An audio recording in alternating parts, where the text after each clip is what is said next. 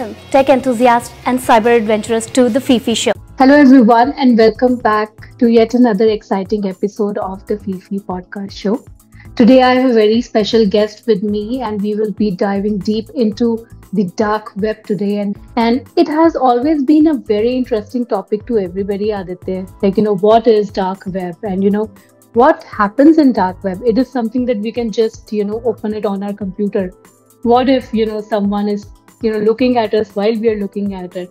So do you want to bust some myths around what do you think it is, if you want to break it down for normal people? Sure, absolutely. First of all, thank you for having me. It's a pleasure to be here.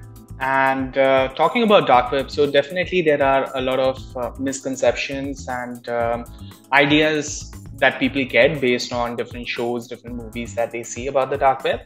It's a little different than what most of these shows portray it as. If you just get into the dark web, you probably will find it very difficult to navigate to a particular website and to get to what exactly you want to see. Also, there are a lot of nuances with respect to the dark web. So we'll be definitely looking at each of those fractions as we discuss further. Absolutely. I think many of us, including me as well, we always related to, what we see on a TV show or on the web. There was this interesting movie I was seeing a few years back. It was Unfriended Dark Web, where this person finds a laptop and gets it home, opens it, and suddenly the person is being watched by someone else, and he gets prompt on his screen do this or do that.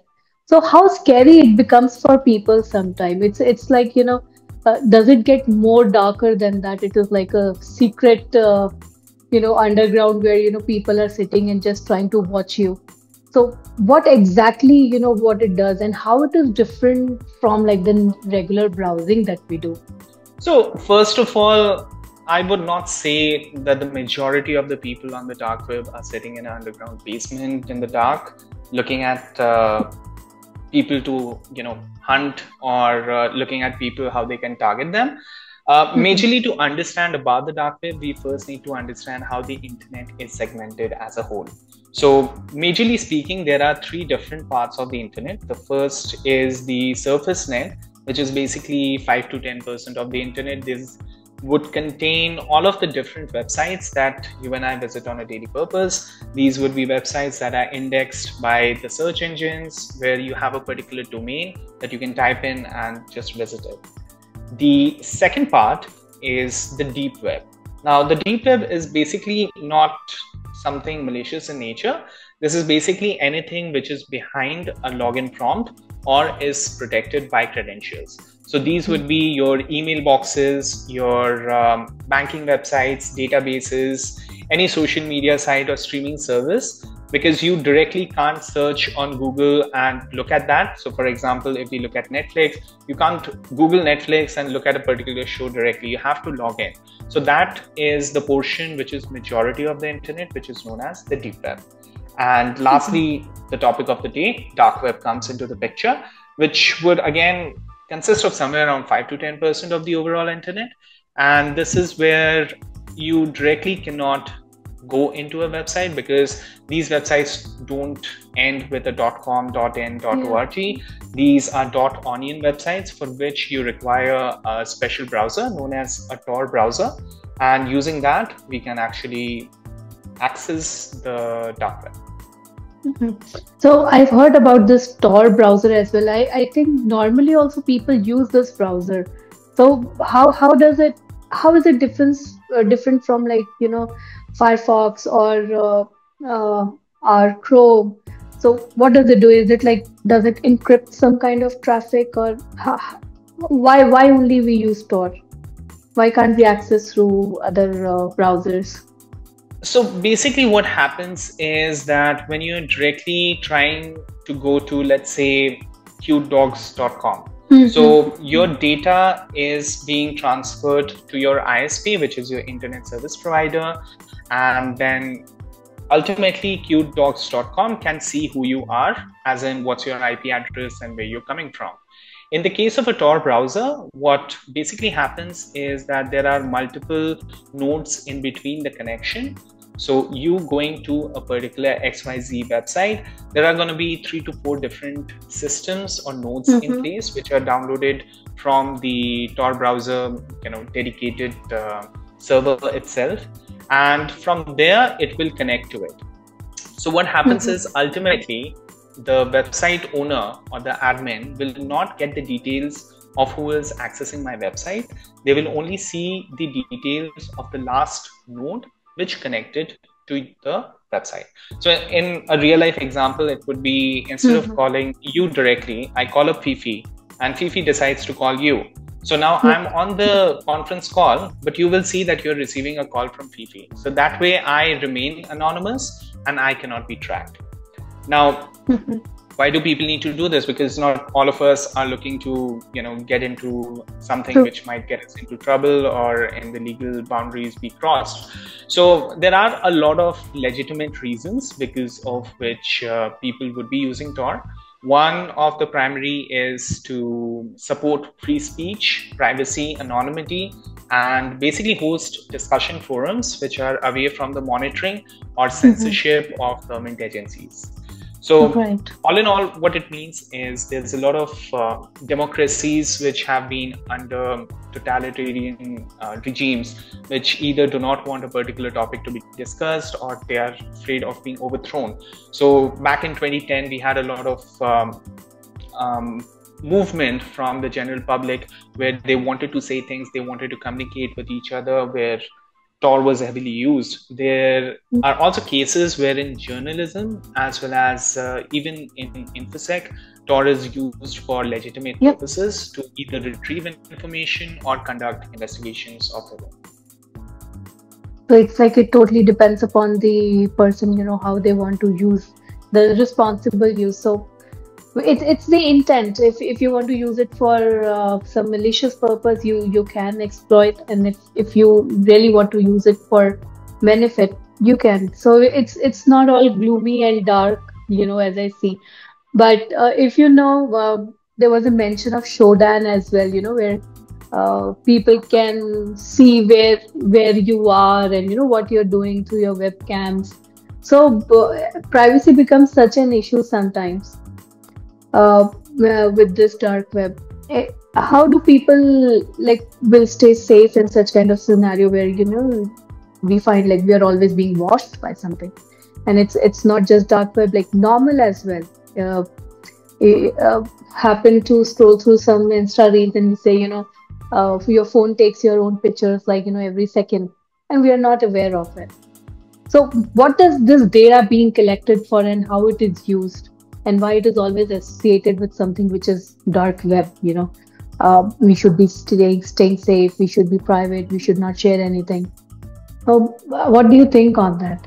There are two aspects to it. One is we are always under a limited amount of monitoring as well as our data is being collected. Either maybe in this example, just for an example, Zoom might be collecting certain metadata of what kind of communication they are having, how long they are communicating, who were the two participants in that call, what were the location they were coming in from, which is probably used for legitimate purposes to look at enhancing their service portfolio and where they can make things better in case the connection drops. The other purpose are definitely for monetary and ad revenue generation. So we all know companies like Google heavily harvest our information with respect to what websites we are visiting. That could be either through cookies or other metadata that they are capturing. And that is mainly to cater to what kind of ads they should be focusing on. One of the examples that I tell a lot of my friends is that in case you have all of these social media apps like Instagram, Facebook, etc., if you just keep your phone and talk about something totally unrelated, like a garden hose, you keep speaking about it for the next 5 minutes, you are going to see ads pop up for that. So that means they are actually accessing all of the different connections that they have, be it your camera, be it So the camera is a limited thing which a lot of apps don't utilize, but using the microphone, using the activities that we are doing with respect to the websites we are visiting, how much time we are spending, these are definitely categorized by all of these. That's the first part. The second part comes into the picture where someone might install a malware on your computer, your laptop, or your mobile phone, through which they might be collecting information. So these people are going to be specifically focused on retrieving financial information, which they can utilize to either take money out from your account or just blackmail you later on. Blackmailing part can also be done using your personal pictures or any information that might be a little embarrassing if it gets into the public. So these are the two majority of things which happen. If someone is really concerned about their privacy, there are a lot of apps which are alternatives. There are a lot of products which are alternatives to the widely known products and services that we utilize, which are focused on privacy. That may start from the email address the email company that you're using, the operating system that you're using, or even the kind of phone that you're using. There are certain companies which sell modified iPhones which are focused specifically for your privacy. Oh, okay. Like I didn't know about this. It's good to know information as well. Yes, privacy becomes a major concern even, if you are dealing with dark web, like security researchers, infosec people, they also use dark web for certain purposes. But I think it will be for ethical purposes only, because they might want to research on something. But I've also seen like dark web is used for like online shopping as well. So shopping is involved there too. And you get whatnot, like, you can buy branded goods at cheap prices. I don't know, I have not seen, but I've heard stories like, anything that you want to buy, it will be there. So do you have any such stories like where you have seen like how it is being managed? It's like a black market to find anything that you want. Absolutely. It's pretty much like Amazon, but with less conventional items to shop for. Basically, as you said, you name it and they have it. So be it narcotics, PII information, weapons. I even read an article where some researchers had found that even uranium ore was available for sale. Wow. There are money laundering, counterfeit currency, stolen credit cards, forged documents, and even custom malwares, which you can order on these particular marketplaces. And majority of these marketplaces, actually all of them, will not allow you to do a cash on delivery or use your credit card for the payment, because the entire idea about the dark web is to ensure anonymity and privacy. So this is why we see a lot of Bitcoins and other crypto payments being used. And basically there's a escrow service involved in these particular websites, because I as a seller or I as a retail customer do not know who I am ordering this from. So what this escrow does is it takes the payment, gets a confirmation from the buyer that the item has been shipped. Once the item is received, they would release the payment to the vendor or the person who's selling on this website. So there's also, vendor and customer feedback rating system similar to what we see on Amazon. So it's just a carbon copy of Amazon or eBay with a slight twist of what has been sold. Like it's like you can just get anything. And how does security, if we want to talk about cybersecurity in this space, how does cybersecurity play an important role in dark web? Like, how do people stay safe from that? Are anything that you can share about that? So there are two aspects to it when we look at protection from the dark web. One is that if you're not a frequent visitor, you definitely curtail a lot of danger that you might be of information exposure from the dark web. The second is that there are a lot of websites from security companies and security vendors. One of which I can name is Have I Been Pawned? So this is basically a website which tells you by submitting your email address if it has been linked with any of the data breaches which has happened. So for example, let's say any of the services that you're using for Twitter, Facebook, Amazon, they are impacted by a data breach. And there are certain information like username, passwords, which have been leaked and now they are for sale on the dark web. How do you know about that? So you can actually utilize these websites. It is also integrated in a lot of password managers, as well as the Firefox browser has a plugin for that as well. So through these, whenever there is a data breach in which your email address pops up, it will let you know about it. The second thing is, in case you're a high value target or a person of interest for certain groups, you can subscribe to different services provided by, again, a lot of different cybersecurity companies, which will particularly monitor with regards to your information on the dark web. Whenever something pops up, they'll let you know about it. When it comes to corporations, it's a little bit different. So basically, enterprises utilize dark web monitoring services, which are moreover a bundled feature in a larger software or a security as a service product. And these can be an example where a manufacturing company looks for their products being sold on the dark web, basically to identify if their items are being stolen or there is a serious issue with their supply chain management. The other example could be that when companies are specifically looking for their intellectual properties or any infringement of it, or any threat campaigns which are being coordinated on the dark web forums, which are going to target that company in the future. So using all of this information, they can prepare well, and they can verify if the information is actually compromised and how they need to recover when the information gets released, or try to stop that from getting released. So yep, I have also heard about dark web monitoring as a service. Yes, it is important for companies to have a check, but we know, like, we can't save everybody from everything, and it all depends upon you as a person, like how you want to safeguard your information. We also have an institute, where students come in and I want to become a hacker. So that's their thing. They say, I want to become a hacker. So what they do not know the nuances, like what a hacker does and what is the difference between an ethical hacker or what is a hacker. They will say, I want to hack Facebook, I want to hack Instagram.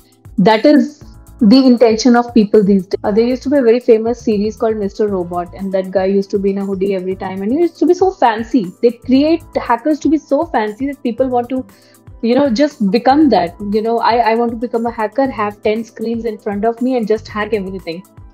But responsible use of your skills is not in there. I think we need to instill it. So how do you think, like, it usually doesn't happen in the same way, I know, but just for our listeners, do you think like whatever happens in movies is like real? You are also like experienced, and you also take care of cyber incidents and all. Do you think like normal white hat hacker would be that fancy as it is portrayed in TVs and shows? Not really. So, well, first of all, in India, we don't wear that many hoodies, especially around streets. But jokes apart, I think hacking in general in movies and shows are portrayed as impressively inaccurate and hackers with superhuman capabilities. And to a point, it's understandable, given that these shows are actually written by creative writers and directors rather than technically savvy professionals. I have the experience of getting these kind of questions because in starting off my career, I used to give a lot of different workshops at educational institutes and companies as well. And pretty much in every workshop, there would be few students who would come around and say, if you can hack into my girlfriend's Facebook account, I just need to verify something. And so I started incorporating certain parts in the workshop, telling them how the security teams focus in these organizations, because there are floors of security professionals, there are different floors of servers, firewalls, etc. So sitting with a laptop, you really cannot easily get into any of these environments. So these expectations definitely come, and people get a little disappointed when they see that it's not the reality.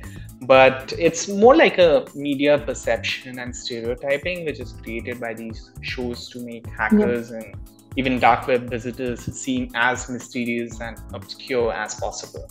But the reality is quite far from it. Majority of the times, the people who would be on the dark web, or they might be utilizing dark web for legitimate purposes, would be journalists who are, looking for more information on an investigation that they're doing, or they're trying to contact with certain individuals who cannot use Gmail, Yahoo to send that information because it might be monitored by any of the agencies which are in picture. Also, as I said, there are a lot of activists and protesters who utilize it for coordination, where internet is being curtailed or there's heavy censorship, which will raise suspicion of the government against certain individuals. So these are the legitimate purposes, and these could be anyone sitting at a cafe, this could be someone sitting in a park, because mostly people would not go to the dark web using the connection in their home, office, or school. If they are cautious about it, they will never do that, because they know that it doesn't matter how many precautions you put in place, there's always the human element of error. And obviously there are technical vulnerabilities which come from time to time, which can reveal certain information. This is how most of the investigations that are done by the investigating law enforcement authorities have been able to capture the people running Silk Route or any of the other websites, because they missed somewhere, they went to a cyber cafe and logged in where there was a CCTV camera, etc. So they get caught like that. I think people think it's easy, and anyone can learn it. I don't deny that nobody can learn it. Anyone can learn it, but with the right perception and dedication, and with responsibility, because this gives you power to do anything, but then how we utilize it is up to us. And with Hollywood and all the influences that we have, I think it becomes all the way more difficult for us to keep up with what is happening around. So, as a closing thought, Aditya, what would you like to suggest? How we can safeguard ourselves? Maybe make sure that we don't fall into traps like this, and to stay safe and secure from a larger perspective. Sure. So I guess I would recommend definitely watch the dark web related movies and shows for fun. But remember that most of what they are portraying is not based on reality. On the other hand, there are plenty of documentaries and true crime investigations that depict the authentic landscape of the dark web and the real life implications of the things that happen there. Another thing is to always keep in mind, not just for the dark web, but also for any of the social media websites that we utilize, don't do anything on the web which you will not do in real life, because there are consequences to the actions that we take. And in case someone just wants to get the feel of what the dark web is like, what are the different portals, how it looks, there are plenty of videos on the YouTube which can give you a detailed walkthrough of the different websites and all of the things that happen. Now, in case someone is interested in going there, the worst possible way that you can do is just install Tor Browser on your personal computer and connect to the dark web right away. That is something that no one should ever do. However, the best way I can recommend is that if you have a separate laptop, an old laptop, or a laptop that you bought with cash probably, just wipe it off completely, get rid of any data that is there. Utilize any of the secure VMs, like it could be CubeOS, it could be Tails, it could be Linux, and then boot it into a USB drive. Use that USB drive, change your MAC address so that your network doesn't recognize what laptop connected to it. So there are a lot of softwares which are utilized for auto MAC changes. You can utilize those. And make sure that you're not putting in any of your personal information. You're not connecting to the Wi-Fi at your home, office, school, etc., or even your neighbor's Wi-Fi for that case. And use a public Wi-Fi or a prepaid Wi-Fi dongle that, again, you bought with cash, so there's no registration. This is only recommended if you want to use it for a legitimate purpose. Remember, anything that you do there might be monitored and it might lead back to you. So it doesn't matter if you think you are completely anonymous. Actually, no one is. Somewhere down the line, there's going to be something that leads to you. Right. So don't do any illegal activity in the dark web, and keep watching podcasts which tell you about it. Yep. Right. So key takeaway, Aditya, which I personally feel is so good. It's like, don't do anything on the internet or the dark web that you wouldn't do in your real life. I think that's the best key takeaway from this. And thank you so much for coming and sharing your insights. And I think it has been a wonderful conversation. Thank you so much.